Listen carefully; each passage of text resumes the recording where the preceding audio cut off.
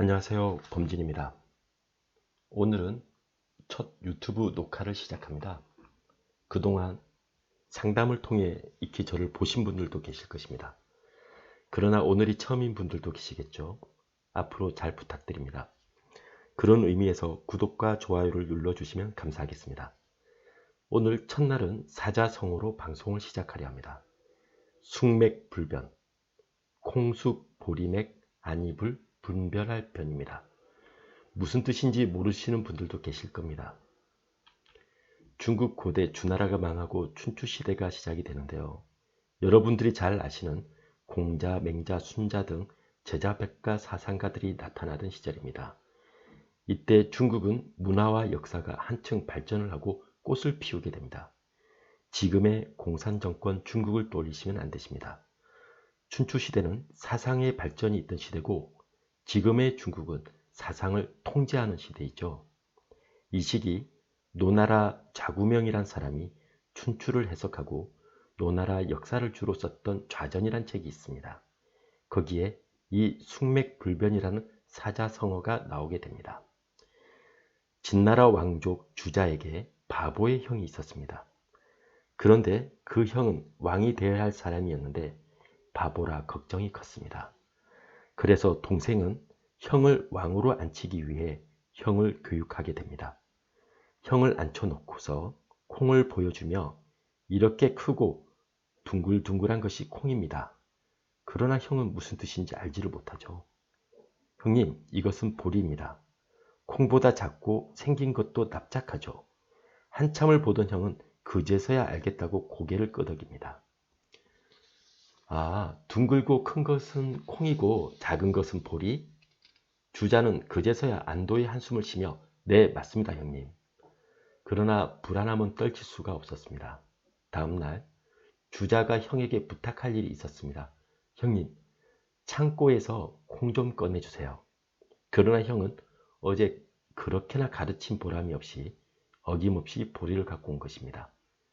결국 진나라의 왕은 바보 형이 아니라 동생으로 신하들이 모실 수밖에 없었죠. 이렇게 매번 똑같이 가르쳐도 못 깨우치는 사람을 어찌 국왕으로 모시겠습니까? 숙맥불변함이란 콩과 보리를 구별하지 못하는 어뒤숙하고 모자란 사람을 이야기하는 것입니다. 우리 속담에 비슷한 말이 있습니다. 똥인지 된장인지 꼭 찍어 먹어봐야 아는 사람. 그런데 문제는 계속 찍어 먹어도 안 되는 사람이 있어요. 사기도 한 사람에게 2번 이상 당하면 같은 편이라 피해자가 아니라는 말이 있습니다. 그때부터는 같은 편인지 의심이 갈 수밖에 없습니다. 우린 그런 사람을 숙맥불변이라 합니다. 매번 당하고 또 당해도 깨우침이 없다는 뜻이고 백약이 무효하죠. 명리학이란 중용과 균형을 중요시합니다. 어디에도 치우침이 없어야 한다는 소리입니다. 상생과 조화가 필요합니다. 오행의 극함이 없이 돕고 어우러져야 한다고 합니다. 그래서 명리학을 자평학이랍니다. 자평학이란 북방의 자수, 여기서 북방의 자수란 큰 물입니다. 그 큰 물에서 오행이 탄생했다고 하죠. 세상의 시초입니다. 그 자수가 평균, 즉 균형을 갖추는 학문이라는 뜻입니다. 물은 윤하라고 하여 높은 곳에서 낮은 곳으로 흐르게 됩니다.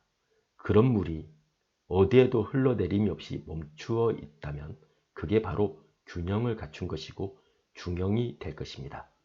단 종격사주라는 것이 있는데 이는 특별격으로 달리 보는 방법이 있죠.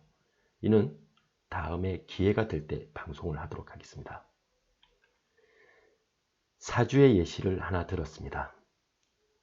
바보의 명을 인위적으로 만들려 한다면 그 방법은 아마 끝도 없을 겁니다. 그러나 재성이라는 육친 하나로 바보의 사주를 만들어 보겠습니다. 원래 재성이 있어도 일간이 강하면 정신이 맑고 건전하다 합니다. 그런데 반대로 일간이 약해져 버릴 만큼 재성이 강하게 되면 정신이 활력이 없어지게 됩니다. 또한 정제라는 육친이 균형과 조화, 상생을 갖추고 있다면 총명하고 독실한 두뇌와 성격이 되나, 정제가 태가하고 이를 잡아줄 비겁이 없다면 우명이 됩니다. 여기서 우는 어리석을 우입니다. 정인격으로 인이 약한데 재성이 강하거나 재성의 충격을 받게 되면 우둔한 명이 되게 됩니다. 이게 바로 바보의 명이라 합니다. 자, 오늘은 첫 방송을 하며 조금 부족한 부분이 많았습니다.